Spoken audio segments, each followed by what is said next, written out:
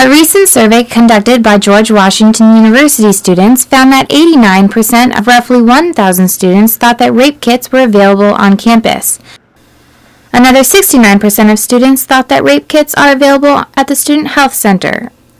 Others thought they could go to the George Washington Hospital, but it turns out that rape kits are not available in either location. 74% of students who took the survey said that they do not feel the university educates their students about sexual assault.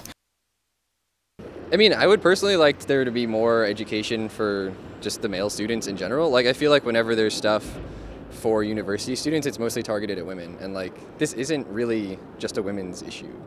15% of students who took the study said that they knew someone who was sexually assaulted, but 61% of the students surveyed suggest that George Washington has a sexual assault issue on campus. And it seems likely that the university doesn't have rape kits at least available. Seems like a really simple measure that could be taken to prevent a really big problem. George Washington explains that they do not tolerate violence of any kind. They have put programs in place that address these concerns.